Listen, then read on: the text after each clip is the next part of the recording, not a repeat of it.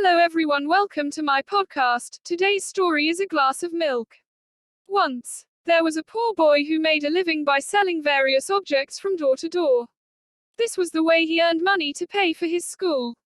One day, as he was walking from house to house as usual, he felt very hungry and weak. He felt that he couldn't walk even a few steps. He decided to ask for food at a house. He knocked on the door and was stunned to see a beautiful young girl open the door. With much hesitation, he asked the girl for a glass of water. The young girl understood his condition and offered him a huge glass of milk. With an astonished look, the boy drank the milk very slowly. "How much do I owe you for this milk?" he asked her. The girl replied, "I do not want any money for this." The boy thanked the girl from the bottom of his heart and left the place. Years passed by. The young girl grew up. In her youth, unfortunately, she fell ill and was diagnosed with the rarest kind of nervous disorder. Many experienced doctors were baffled at her condition, and she was admitted in the city hospital with the most advanced facilities. Dr. Kevin, a renowned neuro specialist, was called in by the hospital to examine her. Even with his extraordinary expertise, Kevin found the girl's illness very hard to cure. However, with perseverance and hard work that lasted months, he was finally able to get the disease under control. With careful medication and monitoring, the girl was completely cured in the end. Everyone praised the doctor, but the girl was quite worried about how much the hospital bill would come to. Her family had just a little money kept away in the bank, which was by no means enough to pay for such a long treatment in that reputed hospital. The girl was given the hospital bill finally. With trembling hands, she opened it. She was stunned to see that the bill had been crossed out and cancelled, and there was a note underneath signed by Dr. Kevin. Bill paid years ago with a glass of milk. A hole in the fence. In a small village, a little boy lived with his father and mother. He was the only son. The parents of the little boy were very depressed due to his bad temper. The boy used to get angry very soon and taunt others with his words. His bad temper made him use words that hurt others. He scolded kids, neighbors, and even his friends due to anger. His friends and neighbors avoided him, and his parents were really worried about him. His mother and father advised him many times to control his anger and develop kindness. Unfortunately, all their attempts failed. Finally, the boy's father came up with an idea. One day, his father gave him a huge bag of nails. He asked his son to hammer one nail to the fence every time he became angry and lost his temper. The little boy found it amusing and accepted the task. Every time he lost his temper, he ran to the fence and hammered a nail.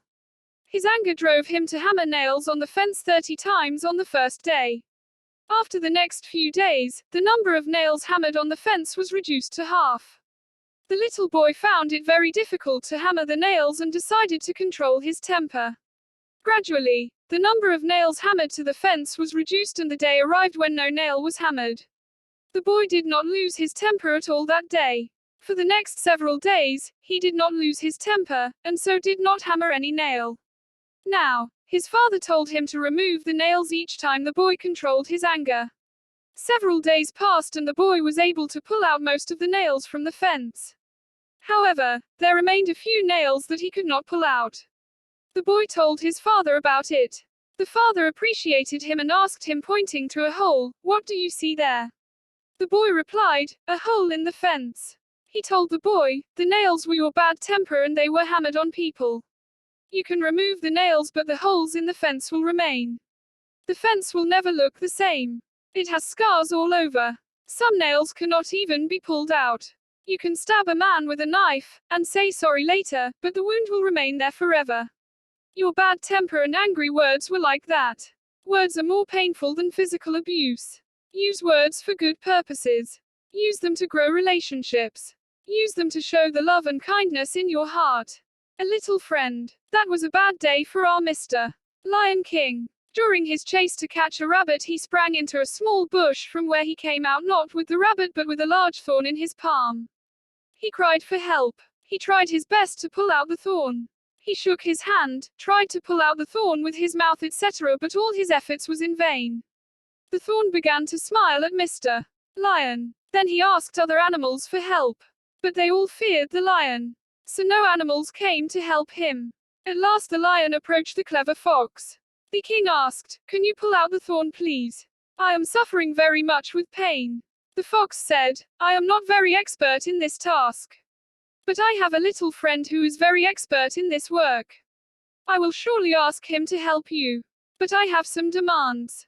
"What are your demands?" asked the king. "It is not just food or money, your majesty. You should allow me to give you 5 kicks on your back." The fox said. The Lion King asked with surprise and anger, "Do you want to kick me? Don't you know who I am?" I know, but it is not my need to remove thorn from your palm. If you don't want, I am going. Goodbye," said the fox. "Hey, wait, said the lion, and he began to think for a moment. "I am suffering with the pain of the thorn. It has to be pulled out. Let him kick me 5 times. I just want to remove the thorn. After taking the thorn, I will eat up his little friend." The fox then began to kick the Lion King with his permission. 1, 2, 3, like that. The fox called his little friend. "There comes a little porcupine." He pulled out the thorn with great ease. The pain in the palm of the lion was reduced. But his mind became filled with anger, grief, and disappointment. What to say? He was very much disappointed in thinking how he can take revenge for the 5 kicks he got from the fox. How can he eat the porcupine with thousands of quills? At last he had to bow down before the great intelligence of the clever fox. A merchant and his donkey. One beautiful spring morning, a merchant loaded his donkey with bags of salt to go to the market, in order to sell the salt. The merchant and his donkey were walking along together. They had not walked far when they reached a river on the way. Unfortunately, the donkey slipped and fell into the river. As it scrambled up the bank of the river, it noticed that the bags of salt loaded on his back had become lighter. There was nothing the merchant could do except return home, where he loaded his donkey with more bags of salt. As they reached the slippery riverbank again, the donkey fell into the river, this time deliberately. Thus the salt was wasted again. By now the merchant knew the donkey's trick. He wanted to teach the animal a lesson. As he returned home the second time with the donkey, the merchant loaded bags of sponges on its back. The duo set out on their trip to the market a third time. On reaching the river, the donkey very cleverly fell into the water again. But now, instead of the load becoming lighter, it became heavier. The merchant laughed at the donkey and said, "You foolish donkey, your trick has been discovered.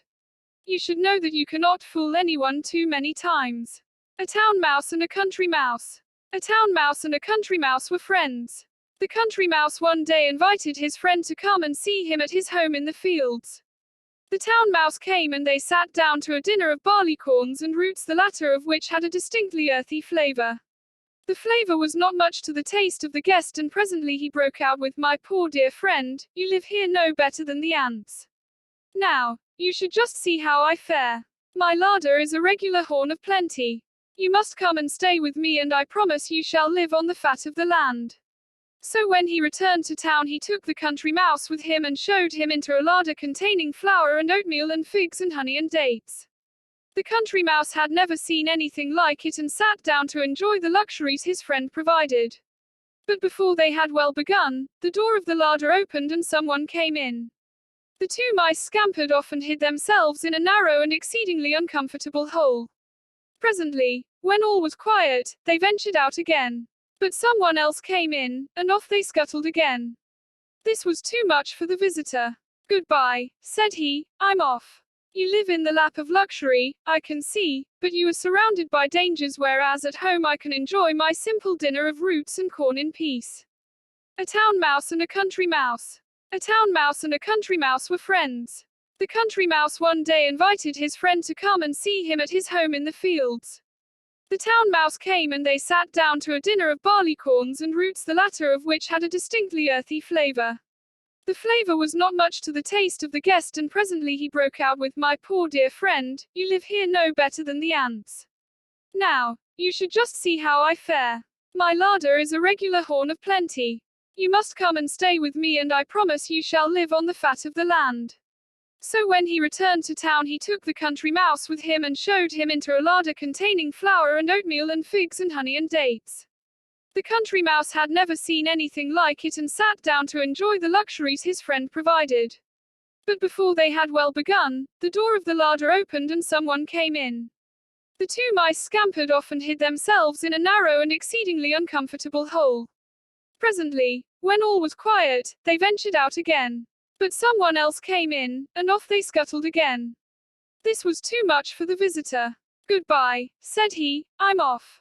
You live in the lap of luxury, I can see, but you are surrounded by dangers, whereas at home I can enjoy my simple dinner of roots and corn in peace."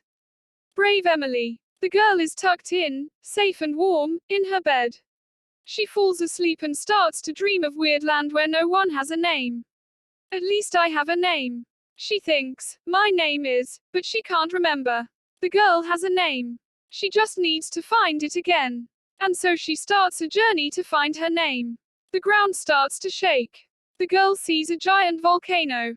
Eager animals run towards the volcano. "Why are you running towards the volcano? You should run away," the girl says. The volcano explodes, and out comes an eruption of treats. Everyone cheers. Clunk. The letter E lands at the girl's feet. "This must be part of my name," the girl says. She takes the E from the eruption and continues on her way. The girl is underwater. She sees a woman. Or is it a fish? It's a mermaid. "I'm looking for my name," the girl says. "Have you seen it? You can look in our cave of treasures," the mermaid says. "But you must only take one item." They go to the cave. It's full of mysterious objects. The girl looks up and down and all around. She sees the letter M. "Good choice," the mermaid says. The girl thanks the mermaid for the M and continues on her way. The girl finds herself on a beautiful island. She meets a lizard who says, "Welcome to Imagination Island. Here you can imagine anything, and it will be yours." "What an interesting place," the girl says. She looks around, and she sees tall palm trees. "I know what I want," the girl says. "I'm imagining something tall and straight like those palm trees." The letter I appears. "This is perfect," the girl says. The girl thanks the lizard for the I and continues on her way. The girl is in a jungle and sees a lemur. "What are you doing?" the lemur asks. "I'm looking for my name," the girl says. The girl and the lemur look all over the jungle. They see something hanging from a tree. "Let's pull it down," the lemur says. 1, 2, 3. Pull. It's the letter L. "Yay," the lemur says. "And thanks for making me less lonely." The girl thanks the lemur for the L and continues on her way. The girl is walking through a jungle. She sees a young sloth on the ground. The sloth yawns and says, "Hello. I'm so sleepy. You shouldn't sleep on the ground." The girl says, "Let's find your home." They go from tree to tree until they see a family of sloths. "My baby," the sloth's mother says. "You run away so fast." She turns to the girl and says, "Thanks for bringing him back. Take this." "Why?" The girl thanks the sloth for the why and continues on her way. "I know my name." The girl now has letters in her hand from different friends on her way. Her journey comes to an end. She puts the letters together and sees a name. She wakes up with a big smile. "What a wonderful dream I had." Today's story is Bundle of Sticks. 3 neighbors were having trouble with their crops. All 3 fields had crops that were wilting and infested with pests. Each day they would try different ideas to help their crops. The first one tried using a scarecrow, the second used pesticides, and the third built a fence on his field, all to no avail. One day, the village head came by and called all 3 farmers. He gave them each a stick and asked them to break the sticks. The farmers could break them easily. He then gave them a bundle of 3 sticks and asked them to break it. This time, the farmers struggled to break the sticks. The village head said, "Together you are stronger than when you work alone." The farmers pooled their resources and got rid of the pests in their fields. Thanks for listening. Today's story is Bundle of Sticks. 3 neighbors were having trouble with their crops. All 3 fields had crops that were wilting and infested with pests. Each day they would try different ideas to help their crops. The first one tried using a scarecrow, the second used pesticides, and the third built a fence on his field, all to no avail. One day, the village head came by and called all 3 farmers. He gave them each a stick and asked them to break the sticks. The farmers could break them easily. He then gave them a bundle of 3 sticks and asked them to break it. This time, the farmers struggled to break the sticks. The village head said, "Together you are stronger than when you work alone." The farmers pooled their resources and got rid of the pests in their fields. Thanks for listening. Today's story is Cocoon and the Butterfly. Many of us know that a beautiful and colorful butterfly comes from an unappealing worm. Here is the story of a butterfly that was never able to live its life as a normal butterfly. One day, a man saw a cocoon. He loved butterflies and had a craze for its wonderful combination of colors. In fact, he used to spend a lot of time around butterflies. He knew how a butterfly would struggle to transform from an ugly caterpillar into a beautiful one. He saw the cocoon with a tiny opening. It meant that the butterfly was trying to make its way out to enjoy the world. He decided to watch how the butterfly would come out of the cocoon. He was watching the butterfly struggling to break the shell for several hours. He spent almost more than 10 hours with the cocoon and the butterfly. The butterfly had been struggling very hard for hours to come out through the tiny opening. Unfortunately, even after continuous attempts for several hours, there was no progress. It seemed that the butterfly had tried its best and could not give any more try. The man, who had a passion and love for butterflies, decided to help the butterfly. He got a pair of scissors and tweaked the cocoon to make larger opening for the butterfly and removed the remaining cocoon. The butterfly emerged without any struggle. Unfortunately, the butterfly looked no longer beautiful and had a swollen body with small and withered wings. The man was happy that he had made the butterfly come out of the cocoon without any more struggles. He continued to watch the butterfly and was quite eager to see it fly with its beautiful wings. He thought that at any time, the butterfly might expand its wings, shrink the body, and the wings could support the body. Unfortunately, neither did the wings expand nor the swollen body reduce. Unfortunately, the butterfly just crawled around with withered wings and a huge body. It was never able to fly. Although the man did it with a good intention, he did not know that only by going through struggles the butterfly can emerge to be beautiful, with strong wings. The continuous effort from the butterfly to come out of its cocoon would let the fluid stored in the body be converted into wings. Thus, the body would become lighter and smaller, and the wings would be beautiful and large. If we don't want to undergo any struggle, we won't be able to fly. Struggles make us shine. Thanks for listening. Today's story is Elephant and Friends. One day an elephant wandered into a forest in search of friends. He saw a monkey on a tree. "Will you be my friend?" asked the elephant. Replied the monkey, "You are too big. You cannot swing from trees like me." Next, the elephant met a rabbit. He asked him to be his friends. But the rabbit said, "You are too big to play in my burrow." Then the elephant met a frog. "Will you be my friend?" he asked. "How can I?" asked the frog. "You are too big to leap about like me." The elephant was upset. He met a fox next. "Will you be my friend?" he asked the fox. The fox said, "Sorry, sir, you are too big." The next day, the elephant saw all the animals in the forest running for their lives. The elephant asked them what the matter was. The bear replied, "There is a deer in the forest. He's trying to gobble us all up." The animals all ran away to hide. The elephant wondered what he could do to solve everyone in the forest. Meanwhile, the tiger kept eating up whoever he could find. The elephant walked up to the tiger and said, "Please, Mr. Tiger, do not eat up these poor animals. Mind your own business," growled the tiger. The elephant has no choice but to give the tiger a hefty kick. The frightened tiger ran for his life. The elephant ambled back into the forest to announce the good news to everyone. All the animals thanked the elephant. They said, "You are just the right size to be our friend."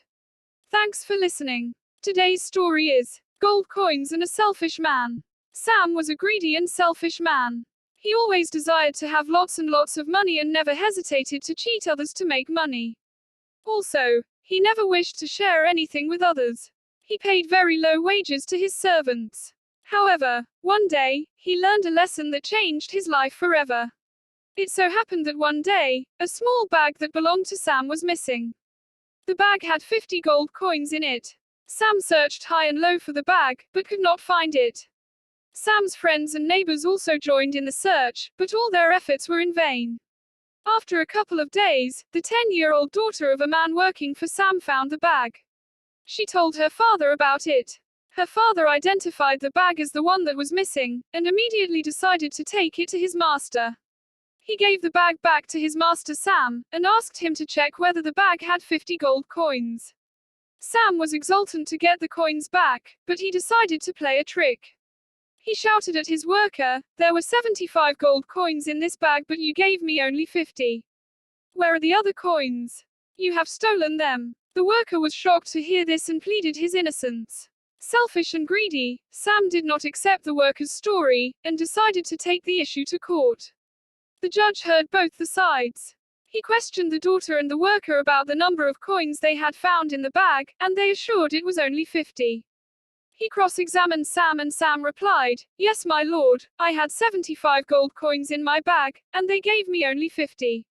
Hence, it is quite obvious that they have stolen 25 coins."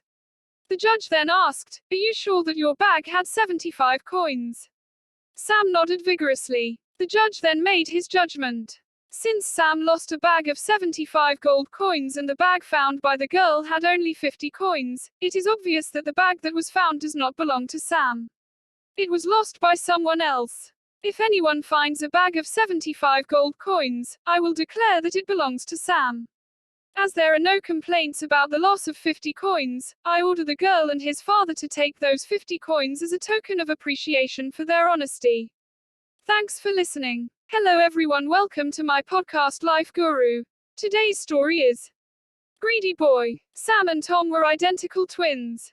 They were so identical that even their mother found it difficult to distinguish one from the other, at least during their initial days on Earth. However, they were very different from each other when it came to everything other than their appearance.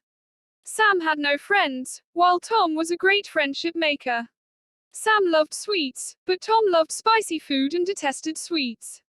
Sam was Mommy's pet and Tom was Daddy's pet. While Sam was generous and selfless, Tom was greedy and selfish. As Sam and Tom grew up, their father wanted to share his fortune equally amongst them. However, Tom did not agree, and he argued that whoever proved to be more intelligent and strong would have to get a bigger share of the wealth.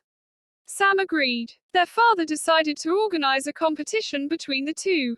He asked the two sons to walk as long as they could, and return home before sunset. The wealth would be divided in proportion to the distance covered. As a rule of the competition, they were not permitted to carry a watch to keep track of the time. The following day, Sam and Tom set out to walk. It was a rather sunny day. Sam walked slowly and steadily, while Tom broke into a sprint as he was bent on winning the race and also winning a greater portion of his father's wealth. Sam knew that it would be ideal to walk as far as possible till noon and start for home at noon, as it would take the same amount of time to walk back home. Knowing this, Sam decided to turn back for home at noon so as reach home on time. However, Tom, with his greed to earn more wealth, did not attempt to return home even after mid-noon. He walked twice as long as Sam, and thought he would still be able to return home before sunset. He hurried back when he saw the sun turn orange. Unfortunately, he could not even make it halfway home as the sun started to set. Slowly darkness engulfed his path and he had to drag his tired feet back home. He had lost the race. Only because of his greed. Greed leads to loss. Thanks for listening. Hello everyone, welcome to my podcast Life Guru. Today's story is Holidays. Kevin was eagerly waiting for his holidays. His mother kept on hinting there would be a big surprise for him during holidays. Kevin took out his scrapbook. The exams were just over and summer vacation just started. Now he was free like a bird. Free to draw, paint, play cricket and watch television, anything he wanted to do. Suddenly the doorbell rang, startling him. It was his pain of a cousin, Max. He screamed Max as he jumped onto Kevin's bed, breaking his crayons in the process. I have come to stay here for the holidays. Kevin never expected his mother's surprise to be this bad. If this were the starting of his vacation, then the next weeks would be his worst experience. The next few days were horrible for Kevin. After breakfast, Kevin decided to do a painting. Luckily, Max was not around. Kevin spread out all his art supplies and started painting beautiful scenery. When he was doing the finishing touches, Max entered the room with a Pepsi bottle. He slipped on some water, spilling Pepsi all over the painting, totally ruining it. The next day was even worse for him. Everything was peaceful till the evening. It all started when Max put the dirty clothes in the washing machine. After some time, Kevin heard some weird sounds from the washing machine.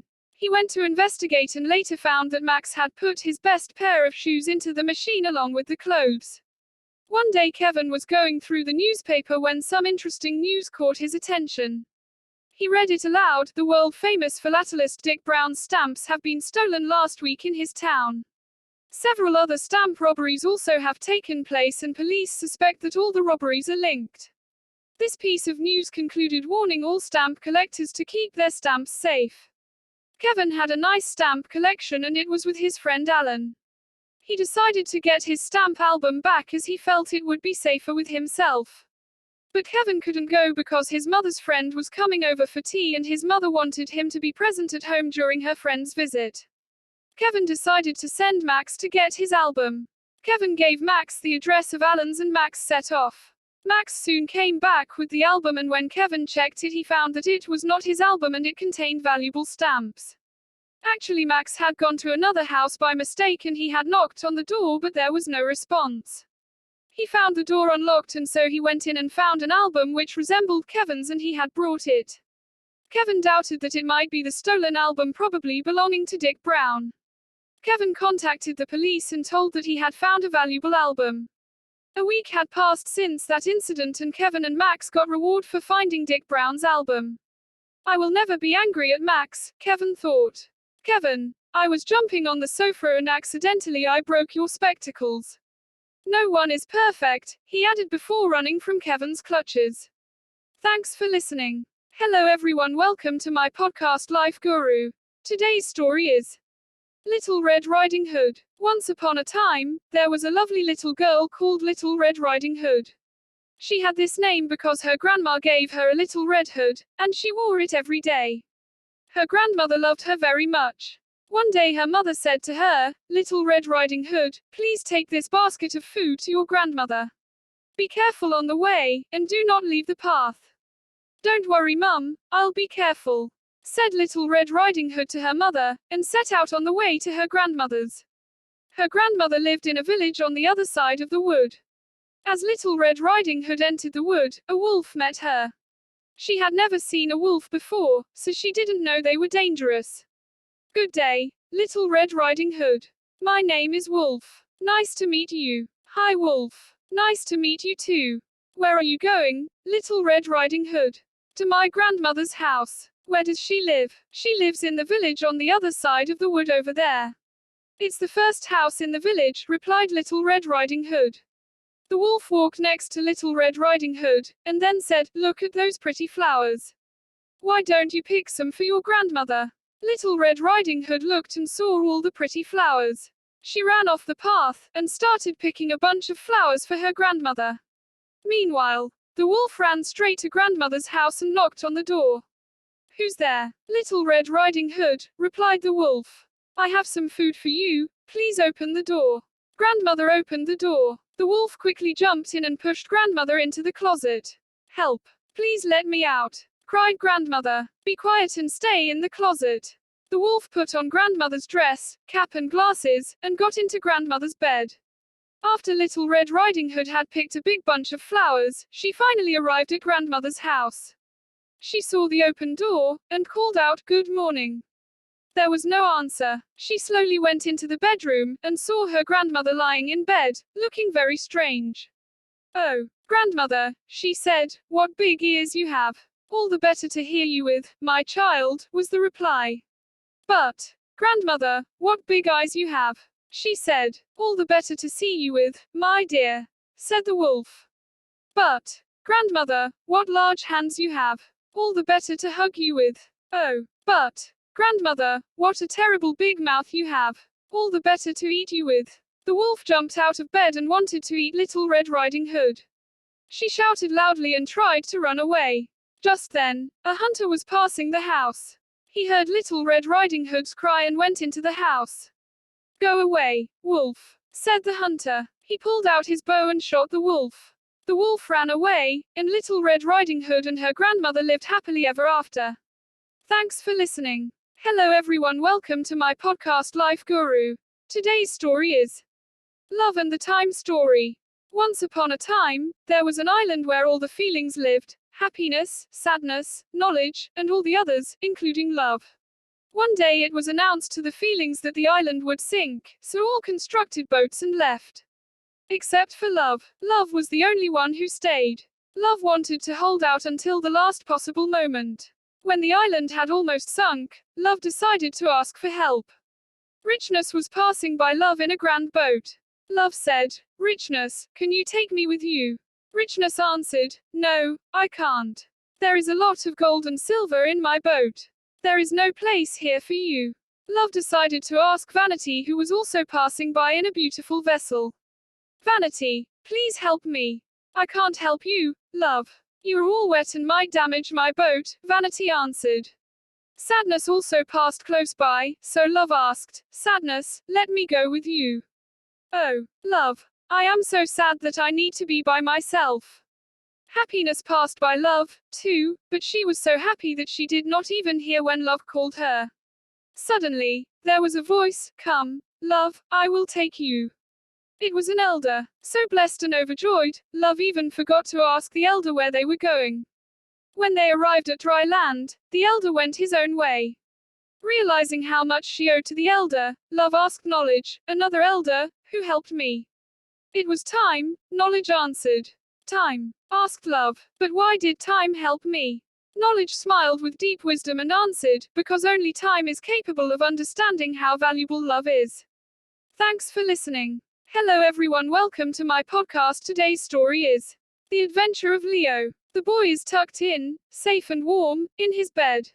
He falls asleep and starts to dream of weird land where no one has a name. "At least I have a name," he thinks. "My name is," but he can't remember. The boy has a name. He just needs to find it again. And so he starts a journey to find his name. Roar. A lion roars. "That was a good roar," the boy says. "Really? Thanks," the lion says. "I'm learning how to roar. Want to practice with me?" "I don't think I can roar," the boy says. "Just try," the lion says. "Roar," says the boy. "Roar." The lion and the boy say. "That was great," the lion says. "Take this L with you for learning how to roar." The boy thanks the lion for the L and continued on his way. He finds an elephant lying down. "What's wrong?" the boy asks. "I want to exercise," the elephant says, "but it's not exciting." "Exercising can be exciting," the boy says. "Let's listen to music." The boy turns on music, and they start dancing. They dance and dance. "I didn't know how exciting exercising can be," the elephant says. "Thank you. Take this E for helping me." The boy thanks the elephant for the E and dances along on his way. The boy meets an old octopus crying. "I want onions in my sandwich," the octopus says, "but I can't find any." "Let me help," the kind boy says. The boy and the octopus open all the cabinets until they find an onion. "Thank you," the octopus says. "Take this O with you. And remember not to cry over onions." The boy thanks the octopus for the O and swims on his way. "I know my name." The boy now has letters in his hand from different friends on his way. His journey comes to an end. He puts the letters together and sees a name. He wakes up with a big smile. "What a wonderful dream I had." Thanks for listening. Hello everyone, welcome to my podcast Life Guru. Today's story is The Ant and the Dove. One hot day, an ant was searching for some water. After walking around for some time, she came to a spring. To reach the spring, she had to climb up a blade of grass. While making her way up, she slipped and fell into the water. She could have drowned if a dove up a nearby tree had not seen her. Seeing that the ant was in trouble, the dove quickly plucked a leaf and dropped it into the water near the struggling ant. The ant moved towards the leaf and climbed up onto it. Soon, the leaf drifted to dry ground, and the ant jumped out. She was safe at last. Just at that time, a hunter nearby was about to throw his net over the dove, hoping to trap it. Guessing what he was about to do, the ant quickly bit him on the heel. Feeling the pain, the hunter dropped his net. The dove was quick to fly away to safety. Thanks for listening. Hello everyone, welcome to my podcast Life Guru. Today's story is The Apple Tree and the Farmer. Once upon a time, there lived a farmer in a village, beside a forest. He had a big garden that had an old apple tree and other plants, trees and beautiful flowers. When the farmer was a little boy, he spent much of his time playing with the apple tree. Those days, the apple tree had given the choicest of apples to him. However, as time passed, the apple tree became old and stopped bearing fruits. Now that the farmer was not getting any apples from the tree, he decided that the tree was useless. Therefore, he decided to cut the tree and use its wood to make some new furniture. He felt that since the tree was old and huge, he did not have to cure it, and it would make great furniture. He forgot that as a boy, he had spent his entire childhood climbing the tree and eating its apples. Now the apple tree was home to several little animals in the neighborhood. This included squirrels, sparrows and a huge variety of birds and insects. When the farmer took his axe and began chopping the tree, all the little animals came rushing down. They all began to plead with the farmer. They gathered round the farmer and said, "Please don't cut the tree. We used to play with you when you were small, under this very tree. This is our home and we have no other place to go." The farmer was adamant. He raised his axe and the commotion grew. "Please don't chop and destroy my home and kids," cried the squirrel. "Please don't chop and destroy my nest," cried the little birds. "Please don't cut the apple tree," cried the grasshopper. The farmer, however, forgot his childhood and his animal friends. He began to chop the tree harder. All the little animals became desperate, and wanted to protect the apple tree at any cost. The little animals said, "We will sing for you when you are toiling away in the fields. We will look after your little boy. He will not cry, but instead will be entertained and happy. You will like our songs and will not feel tired." However, their cries for help fell on deaf ears. Despite all their requests, the farmer continued to chop down the tree. All of a sudden, he noticed something shiny. On inspecting it, he realized that it was a beehive, full of honey. He took a little and put it in his mouth. The taste of the honey woke up the little boy in him. Suddenly, the memories of his childhood came rushing back. The honey tasted so good that he wanted more. It brought a sense of happiness to him. He smiled and exclaimed, "This tastes amazing." Realizing the change in the farmer's attitude, the little animals spoke in unison. The bee said, "I will always provide you with sweet honey." The squirrel said, "I will share any amount of nuts that you want." The birds cried, "We will sing as many songs as you want." Finally, the farmer realized his folly, and put down his axe. He understood that the tree was home to many lovely animals that provided him with so many things. He wanted his little boy to have the childhood that he had. The farmer realized that the apple tree was not that fruitless. The little boy in him saved the apple tree. He threw away the axe and said to the little creatures, "I promised that I would never cut this tree. I have realized my mistake and you all can now live in peace and harmony." The little creatures thanked the bee profusely. If the farmer had not found the beehive, they would have been homeless by now. They continued living happily in the old apple tree. Thanks for listening. Hello everyone, welcome to my podcast Life Guru. Today's story is The Bear and Two Friends. Two best friends were walking a lonely and dangerous path through a jungle. As the sun began to set, they grew afraid but held on to each other. Suddenly, they saw a bear in their path. One of the boys ran to the nearest tree and climbed it within a jiffy. The other boy did not know how to climb trees by himself, so he lay on the ground pretending to be dead. The bear approached the boy on the ground and sniffed around his head. Thinking that the boy was dead, the bear went on its way. The boy on the tree climbed down and asked his friend what had the bear whispered in his ear. He replied, "Do not trust friends who do not care for you." Thanks for listening. Hello everyone, welcome to my podcast Life Guru. Today's story is The Boy Who Cried Wolf. There was once a boy whose father one day told him that he is old enough to look after the sheep. Every day he had to take the sheep over the grass fields and watch them as they grazed to become strong sheep with thick wool. The boy was unhappy though. He wanted to run and play, not watch the boring sheep. So, he decided to have some fun instead.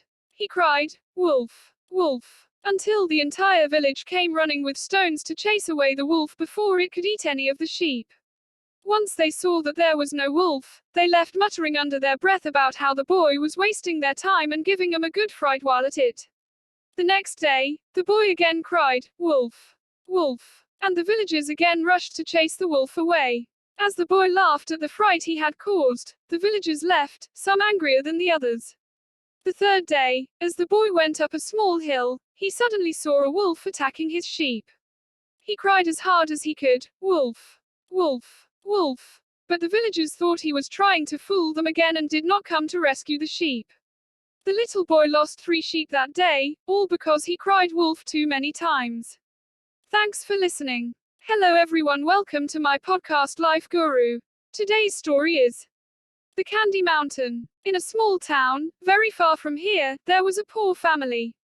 All of the family, a little boy, Charles, and 6 grown-ups, his 2 grandmas, his 2 grandpas, his mom and his dad, lived together in a small, wooden house. Sometimes they were very hungry all day, but they all loved each other very much, so they were usually very happy. Every night, Charles dreamed about something more delicious than vegetable and rice soup. The one thing he longed for more than anything else was candy. But he never told anyone this because he knew his family couldn't buy candy for him. So, he made the same birthday wish every year: "I wish I could have a lot of candy." Then, one day, a kind fairy heard Charles's wish and used some magic. When Charles was walking home from school, he saw a poster of Candy Mountain. Charles was shocked. He didn't know that there was a real mountain made of all kinds of candy. "Oh, this is the place I dreamed of," he thought. He touched the poster and something magical happened. A clown jumped out of the poster and said, "Hi, Charles. I'm from Candy Mountain. I know you love candy, so do you want to go to Candy Mountain with me?" "Of course," Charles said, and they jumped into the poster. "Welcome to Candy Mountain. All of the mountain is made of candy," the clown said. "Take any candy you want." The boy climbed up and saw something shiny and gold. "I want this one," he said. "That is beautiful," the clown says. "It's the letter C. I know you're a very good boy, so you can have some chocolate too." The boy thanked the clown for the candy, C, and the chocolate, but he never forgot about his family, so he also took some candy for them. The clown was right. He was a very good boy. Thanks for listening. Hello everyone, welcome to my podcast Life Guru. Today's story is The Clever Crab. There lived a heron by a big lake. He used to catch fish and eat them. But he had become old and could not catch fish like before. He went without food for many days together. "I have to think of a plan. Otherwise I won't live for long," thought the heron. Soon he came out with a clever plan. The heron sat at the water's edge looking depressed and thoughtful. In the same lake lived a crab who was friendly and thoughtful. As he went past, he noticed how the heron looked and asked him, "Why are you looking depressed, my friend?" "What can I say?" said the heron in a sad voice. "Something terrible is going to happen." "What is that?" asked the crab anxiously. "When I was on my way here this morning, I heard an astrologer say that there will be no rains in these parts for the next 12 years. The lake will dry up and we will all die. I am quite old. It does not matter if I die. But you all are so young. There is so much for you to see and enjoy," said the heron. The crab went to the fishes in the lake and told them what the heron had told him. They were all filled with fear. "Oh no, what do? We will all die," they cried. "There is a very big lake some distance from here. I can take you all there one by one," offered the heron. All the fishes were comforted and they agreed to be carried to the bigger lake one by one. Every day, the heron would fly the fishes one by one. He would hold one gingerly between his long beak and fly away. But instead of taking them to any lake, he would land on a rock some distance away and eat them. Then he would rest till evening and return to the lake. After some days, the crab went up to the heron. "You have been taking the fishes to the other lake. When will you take me?" he asked. The heron thought to himself, "I am tired of eating fish. Crab meat should be a pleasant change." The heron agreed to take the crab to the other lake. But the crab was too large for the heron to carry in his beak. So the crab climbed onto the heron's back and they started the journey. After a while, the crab grew impatient. "How far is the lake?" he asked the heron. "You fool," laughed the heron. "I am not taking you to any lake. I am going to dash you against those rocks and eat you like I ate all those fishes." "I am not a fool to allow you to kill me," said the crab. He held the heron's neck in his powerful claws and strangled the wicked heron to death. Thanks for listening. Hello everyone, welcome to my podcast Life Guru. Today's story is The Clever Frog. The deep inside a forest, there was a pond.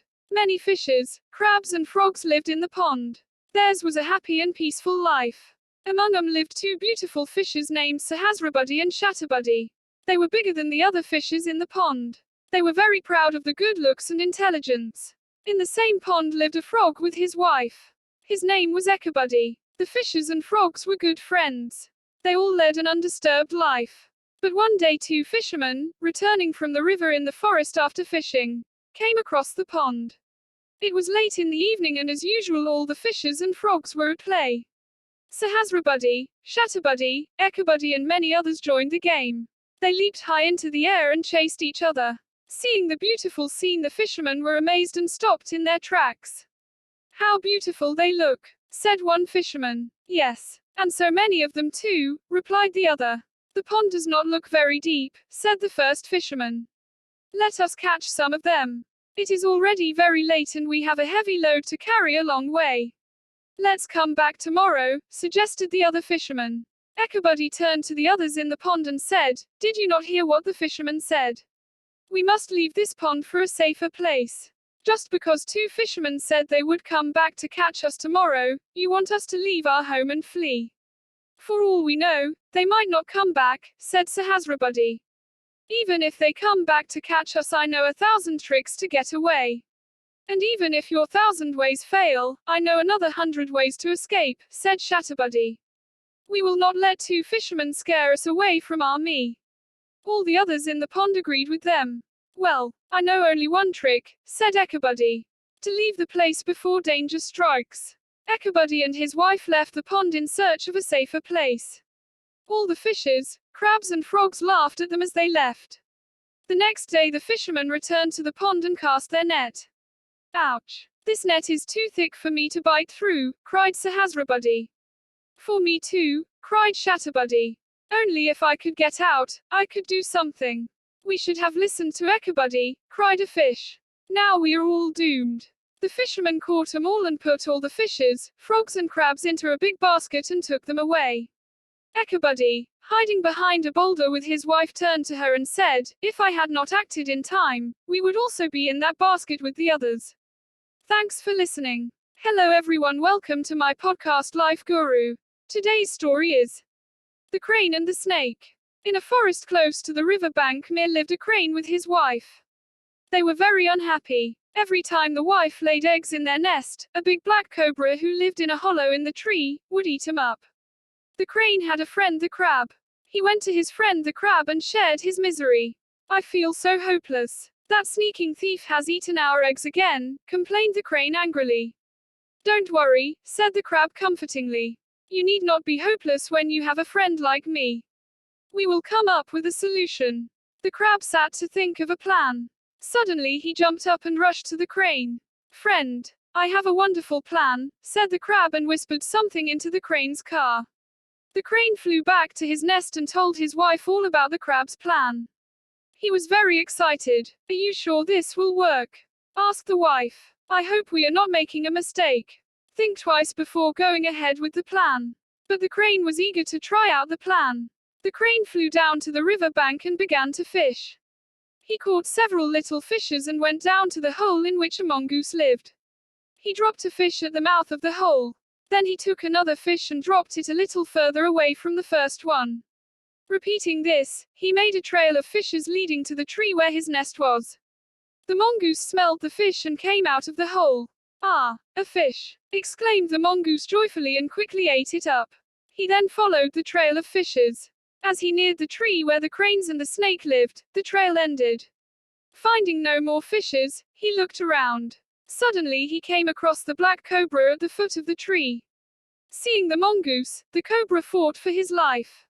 Both fought for a long time and in the end the mongoose killed the snake. The cranes who were watching the fight from their nest sighed with relief. The next day the mongoose began to follow the same trail hoping to find more food. When he came to the tree where the trail ended, he decided to climb the tree in search of food. The cranes who were away at the river bank returned to find the mongoose climbing down the tree. On looking in their nest, they discovered that this time, the mongoose had eaten up all their eggs. Alas, we got rid of one enemy only to find another, said the crane to his wife. Thanks for listening. Hello everyone, welcome to my podcast Life Guru. Today's story is The Crane and the Snake. In a forest close to the river bank near lived a crane with his wife. They were very unhappy. Every time the wife laid eggs in their nest, a big black cobra who lived in a hollow in the tree would eat him up. The crane had a friend, the crab. He went to his friend the crab and shared his misery. I feel so hopeless. That sneaking thief has eaten our eggs again, complained the crane angrily. Don't worry, said the crab comfortingly. You need not be hopeless when you have a friend like me. We will come up with a solution. The crab sat to think of a plan. Suddenly he jumped up and rushed to the crane. Friend, I have a wonderful plan, said the crab and whispered something into the crane's car. The crane flew back to his nest and told his wife all about the crab's plan. He was very excited. Are you sure this will work? Asked the wife. I hope we are not making a mistake. Think twice before going ahead with the plan. But the crane was eager to try out the plan. The crane flew down to the river bank and began to fish. He caught several little fishes and went down to the hole in which a mongoose lived. He dropped a fish at the mouth of the hole. Then he took another fish and dropped it a little further away from the first one. Repeating this, he made a trail of fishes leading to the tree where his nest was. The mongoose smelled the fish and came out of the hole. Ah, a fish! Exclaimed the mongoose joyfully and quickly ate it up. He then followed the trail of fishes. As he neared the tree where the cranes and the snake lived, the trail ended. Finding no more fishes, he looked around. Suddenly he came across the black cobra at the foot of the tree. Seeing the mongoose, the cobra fought for his life. Both fought for a long time and in the end the mongoose killed the snake. The cranes who were watching the fight from their nest sighed with relief. The next day the mongoose began to follow the same trail hoping to find more food. When he came to the tree where the trail ended, he decided to climb the tree in search of food. The cranes who were away at the river bank returned to find the mongoose climbing down the tree. On looking in their nest, they discovered that this time, the mongoose had eaten up all their eggs. Alas, we got rid of one enemy only to find another, said the crane to his wife. Thanks for listening. Today's story is The Crow and the Eagle. It was a bright spring day.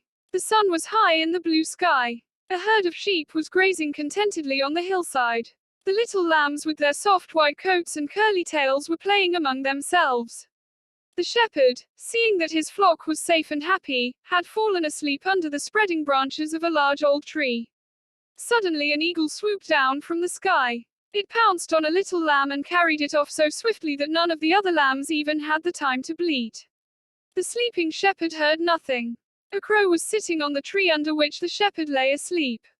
He had seen how the eagle had caught the lamb and carried it off to his nest. What a wonderful way to get dinner, he thought. Why do crows look for old smelly food? The crow decided to do exactly as the eagle had done.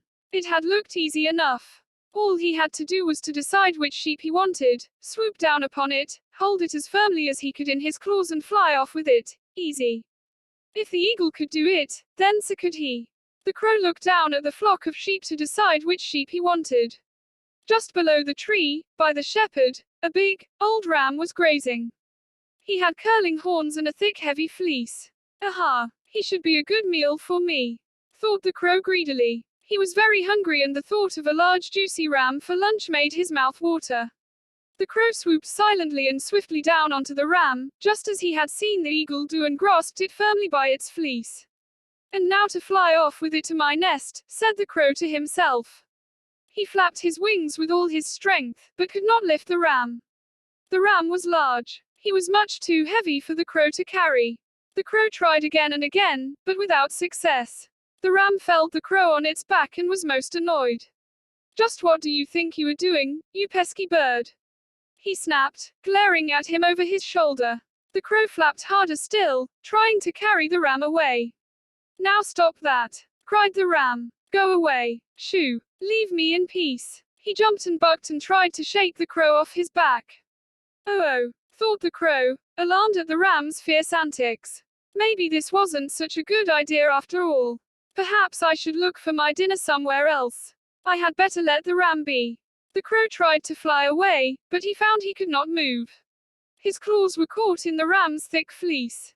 The crow pulled his feet this way and that. He flapped his wings as hard as he could. But no matter what he did, he only seemed to get stuck more firmly. Oh, how was he ever going to get free? The crow squawked loudly in fear and despair. The ram started running around the tree, bellowing with rage. The shepherd woke up with a start. Who was making that horrible noise? Were his sheep in danger? He sat up. What a sight met his eyes! The ram was running round and round the tree. On his back was the crow, squawking and trying to rise into the air. The shepherd began to laugh. At last, wiping his eyes, the shepherd stood up. He stopped the ram as he ran by and calmed him with gentle words. When the ram was still, the shepherd took a pair of shears from his sack. Holding the crow with one hand, he deftly snipped the fleece until the crow was free. What did you think you were doing, my fine friend? Asked the shepherd, looking at the crow. Playing at being an eagle, were you? The shepherd burst out laughing again. The crow was too embarrassed even to croak. He wished only that the shepherd would let him go so he could fly away to his nest and hide his foolish head. Finally, when the shepherd let the crow go, the crow flapped his wings and flew off as fast as he could. And the next time you want to be an eagle, make sure you pick an animal your size, called the shepherd after him. The crow, feeling silly and foolish, promised himself that from now on he would only do as other crows did. Thanks for listening. Hello everyone, welcome to my podcast Life Guru. Today's story is The Cunning Fox and the Clever Stork. Once upon a time, there lived a very cunning and mischievous fox. He used to speak to other animals sweetly and gain their trust, before playing tricks on them. One day the fox met a stork. He befriended the stork and acted like a very good friend. Soon, he invited the stork to have a feast with him. The stork happily accepted the invitation. The day of the feast came, and the stork went to the fox's house. To her surprise and disappointment, the fox said that he could not make a big feast as promised, and just offered some soup. When he brought the soup out of the kitchen, the stork saw that it was in a shallow bowl. The poor stork could not have any soup with its long bill, but the fox easily licked the soup from the plate. As the stork just touched the soup with the tip of its bill, the fox asked her, "How is the soup? Don't you like it?" The hungry stork replied, "Oh, it is good, but my stomach is upset, and I can't take any more soup." "I'm sorry for troubling you," said the fox. The stork replied, "Oh dear, please don't say sorry. I have some health problem and cannot enjoy what you offer." She left the place after thanking the fox, and inviting him to her house for dinner. The day arrived and the fox reached the stork's place. After exchanging pleasantries, the stork served soup for both of them, in a narrow jar with a long neck. She was able to have the soup very easily with her long bill, but the fox obviously could not. After finishing hers, the stork asked the fox if he was enjoying the soup. The fox remembered the feast he himself had given the stork, and felt very ashamed. He stammered, I'd better leave now. I have a tummy ache." Humiliated, he left the place running. Thanks for listening.